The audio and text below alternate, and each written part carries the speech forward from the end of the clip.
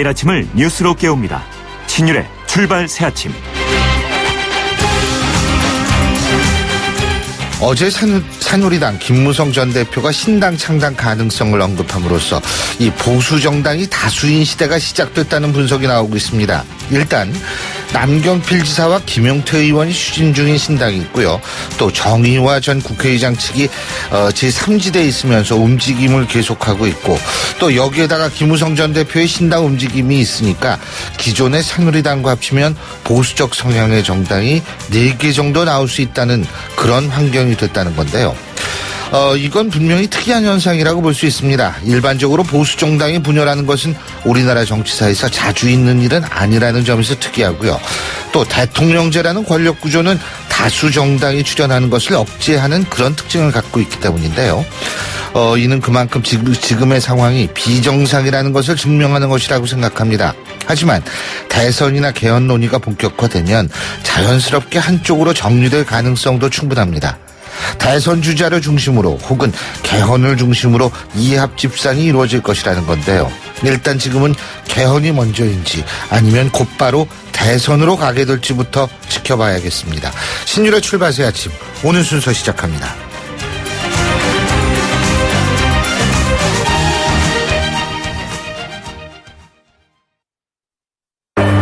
날이 화창하거나 비가 내리거나 눈이 내려도 나는 망설이지 않는다.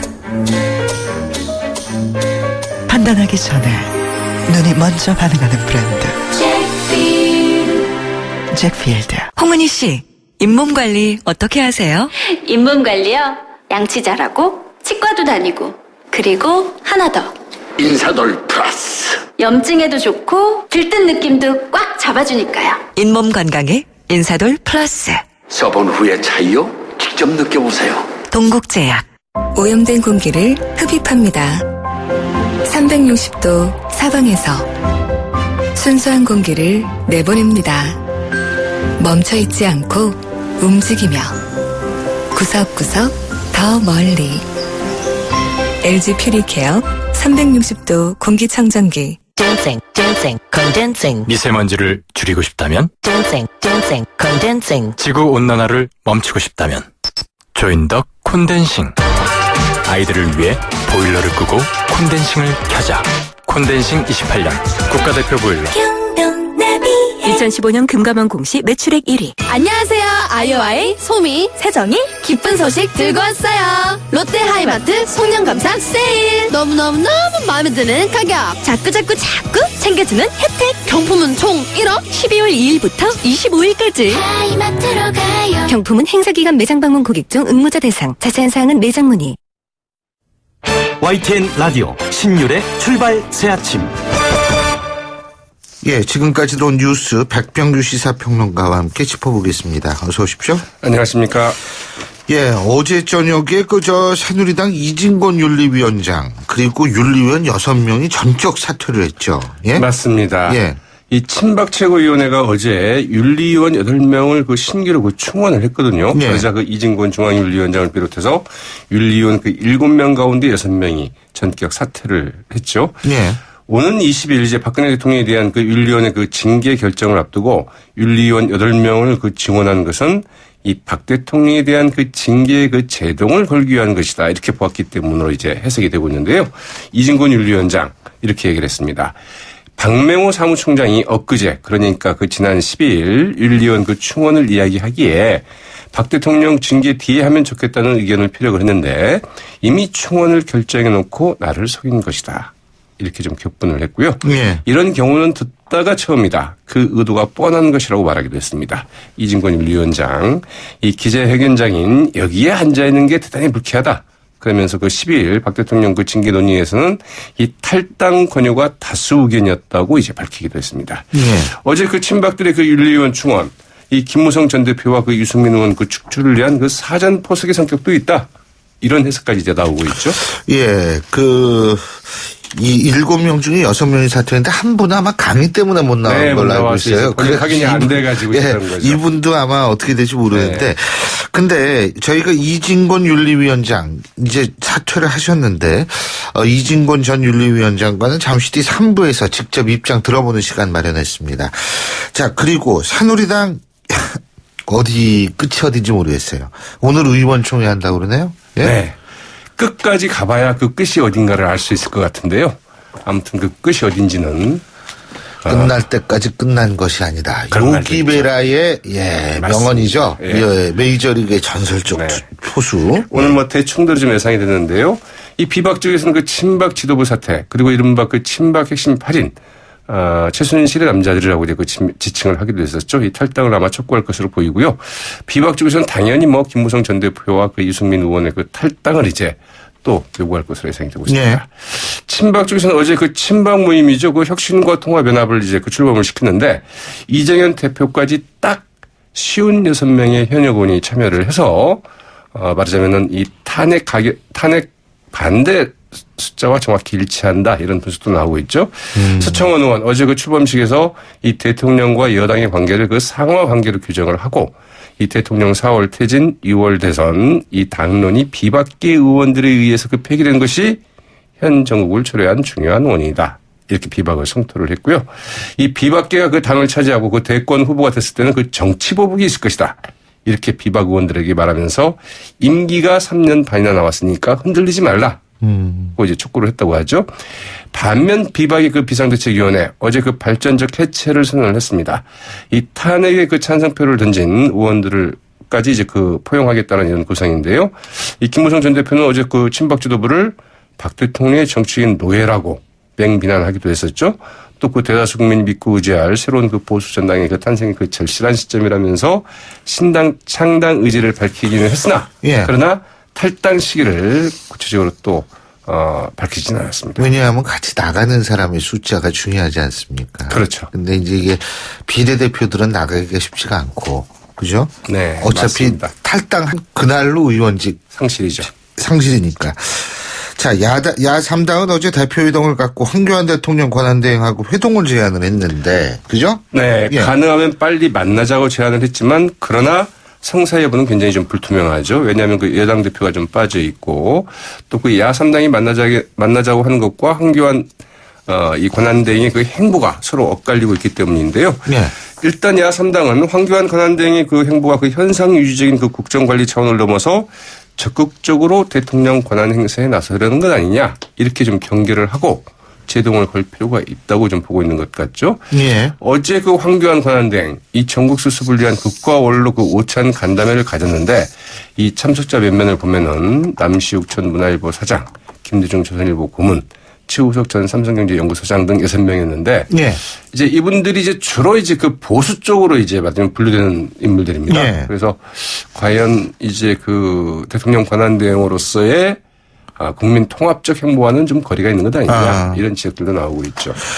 자, 그리고 최순실 국정농단 국정조사 3차 청문회가 이제 오늘 내일 있죠. 그죠? 네. 모레는 현장 조사가 있고. 그렇죠. 오늘이 이제 3차, 내일이 4차 청문회고 모레는 그 청와대 경호실 등의 그 현장 조사가 이어지죠. 오늘 청문회는 뭐 세월호 참사 당일 박근혜 대통령의 그 7시간에 대한 그 논란이 아마 그 집중적으로 그 다뤄질 예정이어서 이 세월호 청문회다 이런 이름이 붙기도 하죠. 증인 명단에는 그 당시 그 청와대에서 근무했던 그 간호장교 2명과 대통령 주치의 3명, 자문의 3명, 경호실 의무실장, 성형외과 원장 등이 포함되어 있는데 윤전추와 이영선 전 청와대 행정관 또 간호장교인 그 조모대의 이제 특이의 그 국정조사에 그 청문회 출석하지 않겠다고 이제 통보한 상태라고 하죠. 네, 내일 모레 있게 되는 15일 그 4차 청문회에서는 그 정윤의 문건과 그 최순실 씨의 딸 정유라 씨의 이 부정입학 의혹이 이제 그 집중적으로 다뤄질 예정인데요. 우병우 전 민정수석이 오는 22일 5차 청문회 그 출석하겠다 이런 입장을 이제 그 한 언론사와의 그 인터뷰에서 밝혔는데 왜 안 나왔느냐 그랬더니 기자들의 그 취재 등살 때문에 안 나왔다. 그것뿐만 아니고 뭐 민정수석으로서의 또 뭐 그 제도에서 다뤘던 것들을 이제 그 공개석상에서 이야기할 수 없다 이렇게 이야기를 했다고 그러는데요. 지금은 할 수 있는 모양이죠. 그러면 김기춘 전 비서실장은 왜 나왔을까 싶기도 하죠. 오늘 말씀 여기까지 듣겠습니다. 고맙습니다. 네, 고맙습니다. 지금까지 백병규 시사평론가였습니다.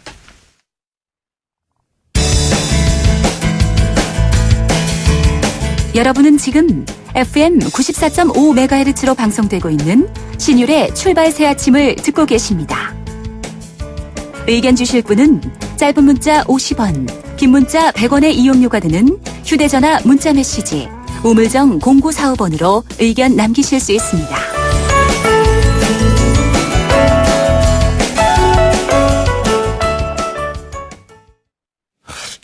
저희가 조금 전에 백병규 시사평론가하고도 이런 얘기를 했는데요. 이 새누리당의 내홍이 끝이 어딘지 모르겠습니다.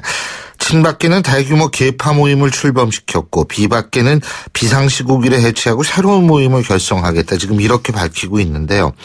이런 가운데 중도 무당파 모임도 결성됐다고 하는데 그러니까 3파전 양상이 띄는 것 아닌가 이런 얘기들이 많죠. 자, 그래서 새누리당 홍문표 의원 전화 연결해서 중진으로서의 입장 직접 들어보겠습니다.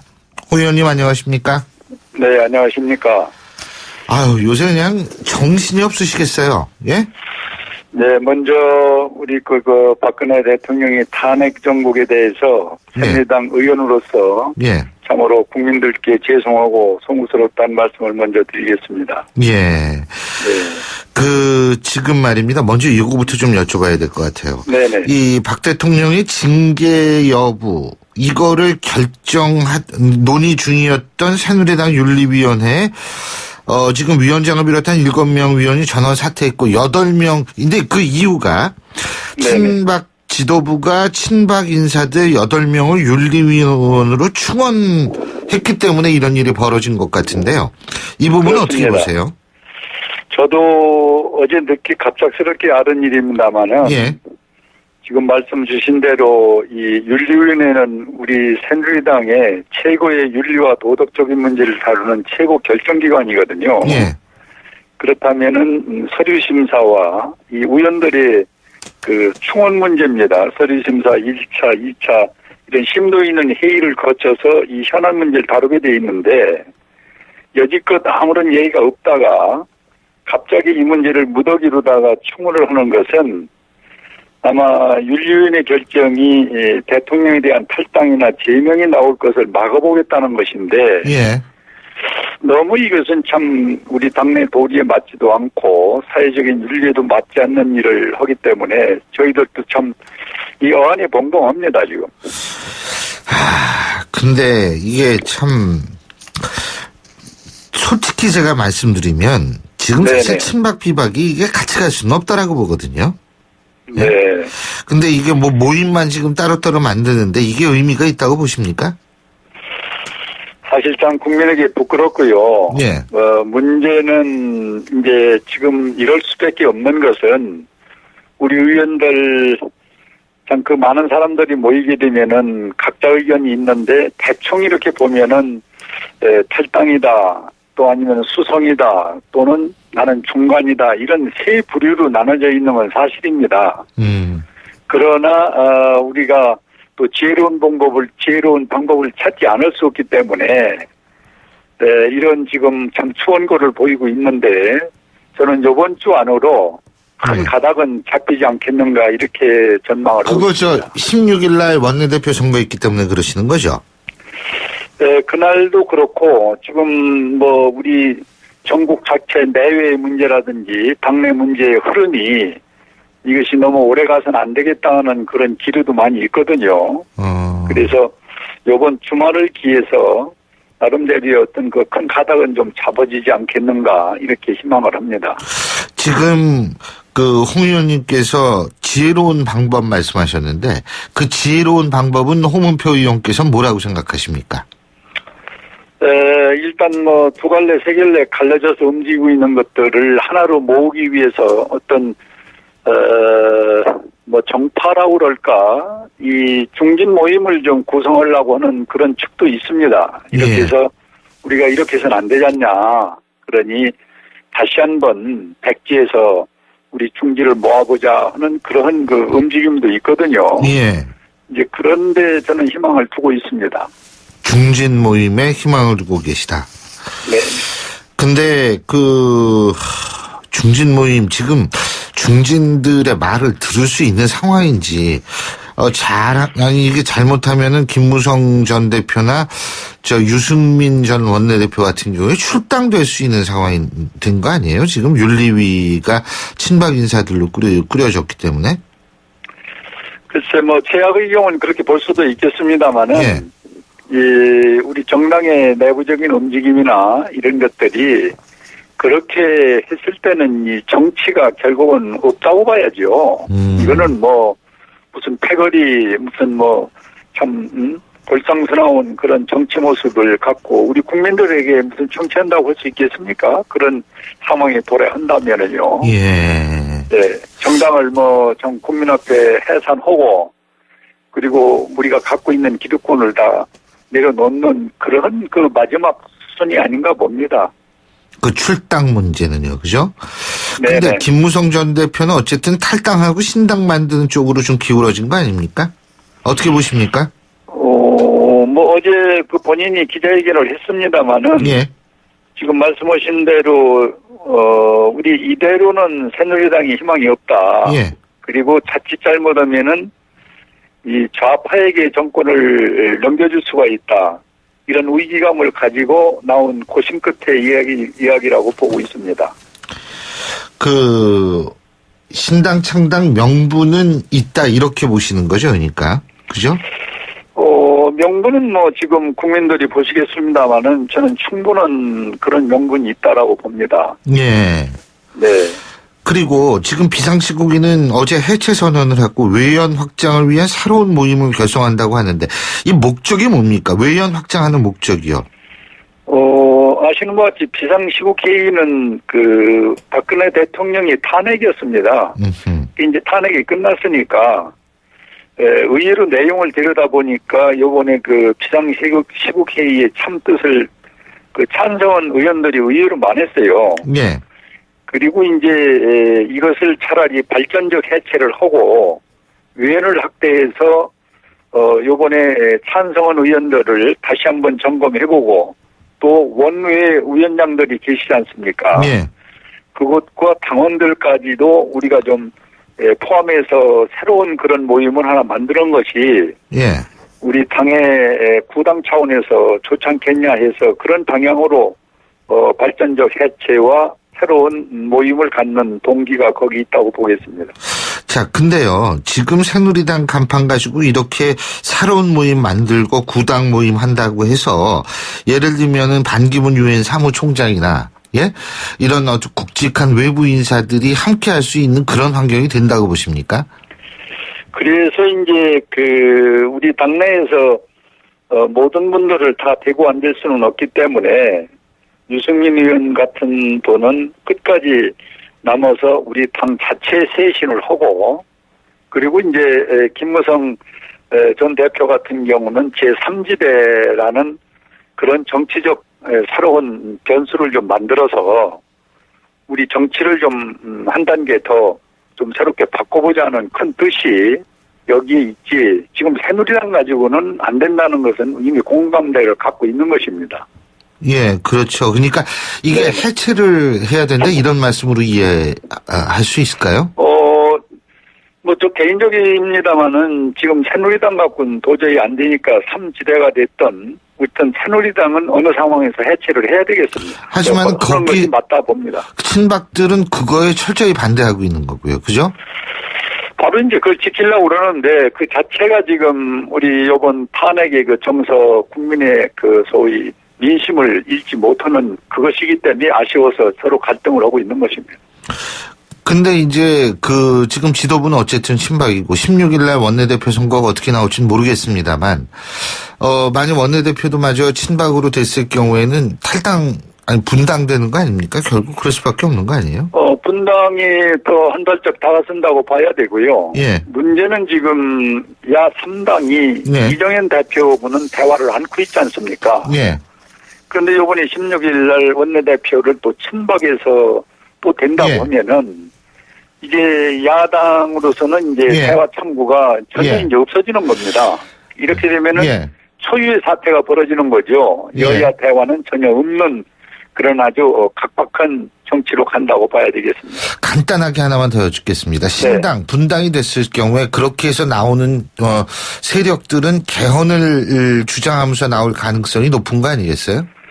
그렇습니다. 큰 그림은 개헌이라는 그런 큰 그림 속에서 함께 모일 수 있는 그 모멘트가 되겠죠. 그 모인다라는 거는 지금 정의화 국회의장, 남경필 지사나 김용태 의원, 그리고 뭐 손학규 전 대표, 반기문 총장 이런 제 세력들이 다 모일 수 있다 이 말씀이신 거죠? 우선 그 아주 강성인 친박과 예. 또 강성인 그 문 세력 이런 분들은 뭐 기존의 세력을 유지하려고 할 것이고 그 나머지는 대한민국 정치를 새롭게 한번 우리가 발전적으로 가자 하는 데는 지금 말씀한 대로 그런 모든 분들이 알겠습니다. 함께 모이는 제3지대를 우리가 만들어가는 것이 새로운 정치를 구상하는 것 아닌가 이렇게 전망을 해봅니다. 예, 잘 알겠습니다. 오늘 말씀 잘 들었습니다. 고맙습니다.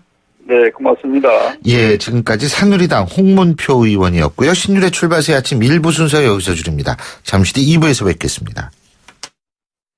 김 사장, 요즘 얼굴 폈는데 무슨 좋은 일 있나 봐. 요즘 든든한 후원자가 생겼거든. 그게 누군데? 자네는 아직도 모르나? 중소기업들의 기술 고민 해결사 기업공감 원스톱 서비스 미래창조과학부가 정부 출연연구원, 대학 등 60여 개 전문기관을 활용해 필요한 기술이나 인력을 찾아주는 것은 물론 고가의 장비도 활용할 수 있게 도와준다고. 나도 이용할 수 있는 건가? 당연하지. 누구나 국번 없이 1379로 전화하면 도움을 받을 수 있으니 기술 고민 있으면 전화해보게. SOS 1379 기업공감 원스톱 서비스 누구나 국번 없이 1379 정부 3.0과 함께합니다. 안녕하십니까? 대한신경정신의학회 이사장 정한용입니다. 우리나라는 OECD 국가 중 자살률이 가장 높습니다. 자살과 가장 연관이 크다고 알려져 있는 우울증은 치료가 가능한 병입니다. 하지만 약물만으로 치료가 가능한 것은 아닙니다. 정신건강의학과 전문의에게 정확하게 진단받고 정신치료와 약물치료를 함께 하는 것이 마음의 건강과 행복을 되찾는 가장 좋은 방법입니다. 정신건강의학과는 여러분의 우산이 되겠습니다. 이 캠페인은 대한정신건강재단과 대한신경정신의학회가 함께합니다.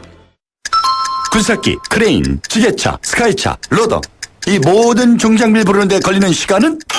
1644-4049 공사마스터 전화 한 통이면 오케이. 중장비 빠르게 찾을 땐 1644-4049 1644-4049 공사마스터. 모바일에서도 공사마스터. 소통의 아침을 여는 공정한 목소리 신율의 출발 새아침. 신율의 출발 새 아침 2부 순서 먼저 광고부터 듣겠습니다. 온도와 습도를 항상 일정하게 유지시켜주는 항온항습기 전문기업 AR. 전산센터, 반도체 공장, 미술관, 박물관, 귀중품 보관실을 30년 축적된 기술로 AR이 지켜드립니다. 24시간 확실한 서비스 보장 031-497-0561 페이스 도루코 면도기 도루코 페이스 면도기 페이스 안전하고 부드러운 대한민국 면도기. 안전하고 부드러운 면도 그 이상을 경험하세요. The Shaving Innovator Dorco Pace. 괜찮은 맛집을 발견하면 함께하고 싶은 분 떠오르시죠? 나만 쓰기 아깝다는 좋은 제품은 알리고 싶죠? 회원으로 가입하여 알뜰히 구매하고 직접 판매도 할 수 있는 행복 나눔의 가치. 건강한 회원 직접 판매의 정신입니다. 796만 소비자와 회원이 선택하고 있는 회원 직접 판매. 직접 판매 공제조합에 가입된 회원 직접 판매 기업은 소비자 피해 보상 보험으로 믿을 수 있습니다. 회원 직접 판매의 시작은 직접 판매 공제조합 가입 여부 확인부터. 이젠 믿음을 사십시오. 소비자 유통의 힘 직접 판매 공제조합. 홍진경입니다. 똑 부러지는 고객 관리는 사업 성공의 지름길이죠. 그래서 전 KT 통화 매니저를 써요. 사무실로 전화가 오면 고객 이름은 물론 회사명과 거래 내역까지 다 확인하고 받을 수 있거든요. 고객 관리의 모든 것 KT 통화 매니저. KT. 우리 애는 계산 잘하는데 수포자가 되겠어요? 어머니, 수포자들도 계산은 잘합니다. 개념과 원리 이해 없이 연산만 하면 수포자가 됩니다. 지금 아이의 수학, 학년이 올라갈수록 힘들어지는 연산 수학입니까? 학년이 올라갈수록 힘이 생기는 재능 수학입니까? 사고력 수학은 재능 수학. 새집 증후군이 걱정인 당신께 지금부터 3초간 편백나무 숲을 선물할게요. 3초로는 아쉽죠? 그럼 집을 숲으로 바꿔보세요. 대한아토피협회 아토피 안심마크 인증. 편백나무 오일을 더한 KCC 바닥재 숲. 요즘 백수호 먹는 사람들이 다시 많아지고 있습니다. 식약처 검사 명령제로 더욱 믿고 먹을 수 있게 됐거든요. 지금 갱년기라면 검색해보세요. 백수호 검사 명령제. 백수호 믿고 먹는 세상에선 갱년기 아무것도 아닙니다. 갱년기엔 백수호궁. 문의 1544-9393. 건강기능식품입니다. 오염된 공기를 흡입합니다. 360도 사방에서 순수한 공기를 내보냅니다. 멈춰있지 않고 움직이며 구석구석 더 멀리. LG 퓨리케어 360도 공기청정기. 하이든과 슈베르트가 합창단 선후배인 동네 비엔나. 아인슈타인이 아침마다 커피를 마시던 동네 취리히. 천재들은 왜 이 도시에 푹 빠졌던 걸까? 유럽마저 반해버린 유럽. 대한항공 비엔나 취리히 주 3회 운항. Excellence in flight. Korean Air. 캐리언니에 푹 빠진 우리 서해는 902번을 제일 좋아해요. 폰으로만 보던 캐리언인데 이젠 TV로 크게 보고 또 친구들이랑 함께 보니까 전보다 웃음이 많아졌어요. 이런 채널 정말 고맙죠. 유튜브를 TV로 크게 쉽게 함께 U+ TV 가입 문의 101. 크리네어 테크. 크리네어 테크 집중기. 주물 작업, 연마 작업, 페인트 작업. 분진가스 냄새 연기 작업장 분진. 이 세상에 못 없애는 분진이 어딨어. 크리네어 테크 기술력이 끝내줍니다. 크리네어 테크. 크리네어 테크 집중기. 예, 7시 39분 44초 지나고 있습니다. 자, 오늘 수요일 아침인데요. 교통 상황 알아볼까요? 김미란 캐스터. 네, 신율의 출발 새 아침 교통정보입니다. 오늘 아침 영하로 뚝 떨어진 기온에 차량도 움츠러들게 되는데요. 미리 차량 점검도 잘 하시기 바랍니다. 이제 상습 정체 구간 중심으로 이동 차량이 늘어나고 있는데요. 자유로 따라 서울 방면 북로 분기점에서 가양대교 구간 출근길 이동 차량이 늘면서 정체가 되고 있습니다. 도심 헌능로는 내곡나들목에서 영곡동 사거리 구간, 영곡동 사거리 조금 못 간 지점 1차로에서 승용차끼리 추돌 사고가 일어났습니다. 이 구간 참고해서 안전하게 이동하시기 바랍니다. 한강을 따라 동부간선도로는 도심 쪽으로 창동에부터 성수 분기점까지 이제 긴 구간 밀리고 있습니다. 신율의 출발 새 아침 교통정보였습니다. YTN 라디오 신율의 출발 새 아침. 예, 지난 5일이죠. 국민의당이 박지원 비상대책위원장 후임으로 김동철 의원을 선임했습니다. 김동철 신임 비대위원장은 내년 1월 15일로 예정된 전당대회까지 당을 이끌 예정인데요. 자, 그래서 국민의당 김동철 비상대책위원장 전화 연결해서 직접 입장 들어보겠습니다. 김 위원장님 안녕하십니까? 네, 안녕하십니까? 예. 참 여러 가지로 마음이 무거우실 텐데 중책을 맡게 되셔서요. 자, 먼저 이 부분부터 여쭤보겠습니다. 야 3당 대표 만나셨죠, 그죠? 네네. 예, 그 황교안 권한대행과의 조속한 회동을 제안을 했는데 홍 총리 황교안 대통령 권한대행 측은 대답이 없죠, 그죠? 뭐 일단 어저께 오후에 이렇게 이제 제안을 한 상태고요. 예.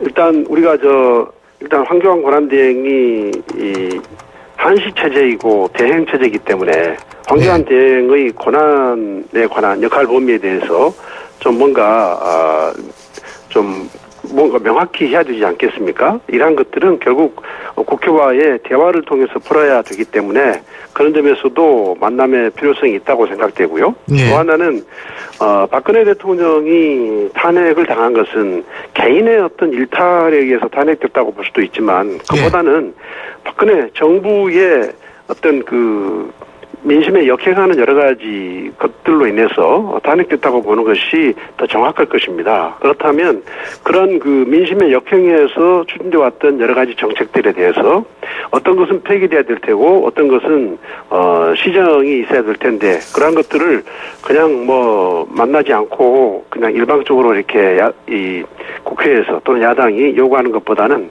진지한 대화를 통해서 이야기하면 훨씬 더 국민들에게 신뢰를 드리지 않을까 저는 그렇게 생각해서 그런 제안을 했습니다. 아무튼 기다리고 있습니다. 예, 정부의 민심에 역행하는 정책들이라고 얘기를 하는 것이 이른바 박근혜표 정책들, 이 재검토 이거 말씀하시는 거죠? 물론이죠. 어떤 네. 정책들에 대한 재검토가 필요하다고 보십니까? 네, 우선 국정역사교과서 네. 이건 대화와 소통 없이 밀실에서 추진되지 않았습니까? 네. 집필자, 집필 기준 이런 모든 것들이 다 깜깜이 속에서 해왔기 때문에 이러한 역사교과서는 폐기되는 것이 맞다는 게 제 생각이고요. 네. 또 하나 이제 사드라든가 한일 군사 정보보호 협정 같은 것은 이제 안보에 관한 문제이기는 합니다만, 그래서 여기는 찬반이 갈리기는 합니다만은 그래도 이것이 정부가 일방적으로 추진해온 것들이 맞죠. 그래서 이런 것들은 또 우리 야당 입장에서도 무조건 반대한다기보다는 더 이상 좀 진행하지 않았으면 좋겠다. 국민들 간에 또는 여야 간에 정부와 야당 간에 충분한 대화 없이 진행된 것은 맞기 때문에 더 이상 진행하지 말고 국민적 합의에 기초해서 추진하면 좋겠다. 이렇게 저희들은 이렇게 정리를 하고 있습니다. 근데 이 외교는 상대가 있는 건데 그냥 국내적으로 정리하면 다 끝나는 건가요? 예를 들어서 사드 하면 지금 그 사드는 미국과의 어떤 긴밀한 협의 속에서 추진되면서 중국과의 대화가 좀 부족했다고 저희들은 보고 있습니다. 미국은 미국대로 군사동맹이라고 하는 측면에서 대단히 중요한 나라고 중국은 중국대로 경제적으로 대단히 중요한 나라 아닙니까? 그러니까 그러면 우리는 미국과 중국 사이에서 정말 균형외교가 대단히 중요한데 중국과의 대화와 소통이 좀 부족하다는 측면에서 저희는 사드에 대해서 꼭 무슨 무조건 반대, 무조건 찬성이라기보다 분명히 저는 어떤 접점이 있을 거라고 생각하고 있습니다. 그래서 이 사드에 대해서 무조건 처리하라, 취소하라 이런 게 아니고 더 이상 진행하지 말고 좀 더 국민적인 노력을 해보자고 이렇게 정리를 하고 있는 거고요. 한일 군사 정보보호 협정도 말씀하신 대로 상대가 있기 때문에 이걸 파기하라가 이게 아니라 일단은 서로 우리가 정보를 안 주면 우리가 일본으로부터 정보를 받을 수는 없습니다. 그렇다고 해서 그것은 현상을 유지하자는 것이지 무슨 뒤로 돌자는 것은 아니기 때문에 그 정도의 요구는 할 수 있다. 저는 그렇게 생각합니다. 지금요. 어쨌든 야 3당의 공조체제는 문제가 없다고 보십니까? 정당이 틀린데 어떻게 공조가 어떻게 완벽한 공조가 있을 수 있겠습니까? 왜 그러냐면 노영민 전 의원, 문재인 전 대표의 가장 핵심 측근이라는 분이죠, 네. 이분이. 네. 근데 국민의당은 새누리당과 합당하고 싶어하는 것 같다 얘기를 네. 했거든요. 예. 어떻게 보십니까? 좀 기가 막혔을 것 같은데. 물론이죠. 정치하는 사람이 민주당에도 아마 국회의원만 하더라도 수십 명이 있고 또 거기에 같이 지역위원장이라든가 또는 측근들까지 하면 수천 명이 있다고 볼 수 있죠. 근데 그 중에 돌출적인 생각을 가진 사람이 한두 명이겠습니까? 우리 국민의당이라고 하더라도 저는 꼭 그런 모두가 항상 옳고 바른 소리만 한다고는 말할 자신이 없습니다. 그렇지만 특히 문재인 전 대표의 측근이라고 하는 분이 그런 말을 하는 것은 대단히 유감이라고 생각합니다. 예. 노영민 의원께서는 이런 얘기를 했죠. 문재인 전 대표가 비서실장이었던 문재인 전 대표가 95% 업무를 보고 노무현 전 대통령은 5% 정도의 직무를 수행했다. 이런 얘기를 했거든요. 이 부분은 어떻게 보세요? 우선 사실관계가 결코 그럴 리가 없다고 저는 보고 있습니다. 그런데 노영민 전 의원이 그렇게 느꼈다면 무슨 사실관계를 제대로 파악 못했다고 그렇게 보고요. 예. 또 문재인 전 대표가 그런 말에 대해서 지금까지 어떤 이런 방구 말씀이 안 계시지 않습니까? 예. 그런 것은 책임 있는 정치 지도자로서 올바른 태도가 아니라고 생각합니다. 이게 이런 그 김대중 정권 때도 이 비서실장이 이렇게 일을 많이 하신 모양이에요. 많이 하셨어요? 이렇습니까? 저도 이런 거 처음 봤어요. 예? 비서실장은요. 비서실장이건 수석비서관이건 비서관이건 행정관이건 대통령 곁에 있는 분들은 말이 뭐 직책이 비서실장이다, 수석비서관이다, 비서관이다 이렇게 말하지만 다 비서입니다. 비서. 그렇죠. 비서는 대통령과 뜻을 대통령의 지시, 대통령의 의중을 반영하는 이야기만 해야 되는 것이지 본인이 독자적으로 결정할 수 있는 것이 없습니다. 만약에 본인이 독자적으로 결정하려면 그 자리를 떠나야 됩니다. 그런 측면에서 일을 무슨 95% 했다고 하는 것은 비서로서는 도저히 있을 수 없는 것들입니다. 예. 95% 했으면 뭐 이건 노무현 정권이 아니라 문재인 정권이죠. 이렇게 되면. 네.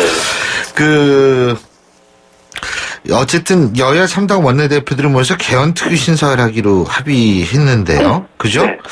국민의당은 지금 내부에서 조금 개헌에 대해서 엇갈리고 있는 것 같은데 어떻게 보세요? 그렇지 않습니다. 안 그래요? 국민당에 그동안 안철수 전 대표가 개헌에 반대했다기보다는 안철수 전 대표는 이런 생각 같아요. 개헌이 무슨 모든 문제를 해결하는 수단은 아니고 그보다 다양성을 존중하는 민주주의 사회에서 다당제를 통한 대화와 협치를 제도화하는 것이 더 급선무 아니냐. 저는 그런 생각을 하고 있다고 보고 있습니다. 그런 생각들을 갖고 계셨다고 봅니다. 그런데 지금 개헌 요구, 개헌의 필요성에 대해서 본물처럼 터져 나오니까 본인이 뭐 처음부터 개헌에 대해서 절대적으로 반대하는 입장도 아니었는데 그렇다면 개헌도 논의하고 그리고 선거구제 개편도 논의하고 라는 쪽으로 이렇게 입장을 정하신 것 같습니다. 오늘 위원장님 김종필 전 총리 예방하시죠? 그렇습니다. 예. 그렇다면은 김종필 전 총리 아무래도 내각제를 통한 어떤 개헌 얘기, 그래서 국민의당과 개헌의 연결고리로 또 연대하는 것 아니냐 이런 얘기가 나오고 있는데 어떻게 보십니까? 저는 그냥 단순히 예방하는 차원입니다. 계속해서 어제도 김대중 전 대통령님과 김영삼 전 대통령님 현충원 묘역에 참배를 하고 왔고요. 그리고 또 이제 어떻게 보면 살아계신 정치 언론은 그건 한 번이지 않습니까? 그래서 일단 예방 차원에서 가는 거고요. 뭐 인사하러 가는 거기 때문에. 근데 개헌 얘기 나오면 어떻게 해요? 내각제 개헌? 저도 개헌 논자이기 때문에. 저도 개헌을 오랫동안 주장해 왔기 때문에. 그 점에서 정말 김종필 전 총재 총리의 그런 해안에 대해서는 높이 평가한다는 말씀을 드리고 싶습니다. 오늘 말씀 여기까지 듣겠습니다. 고맙습니다. 네, 감사합니다. 지금까지 국민의당 김동철 비상대책위원장이었고요. 신율의 출발 새 아침 2부 순서 여기서 줄입니다. 잠시 뒤 8시 10분 3부에서 뵙겠습니다.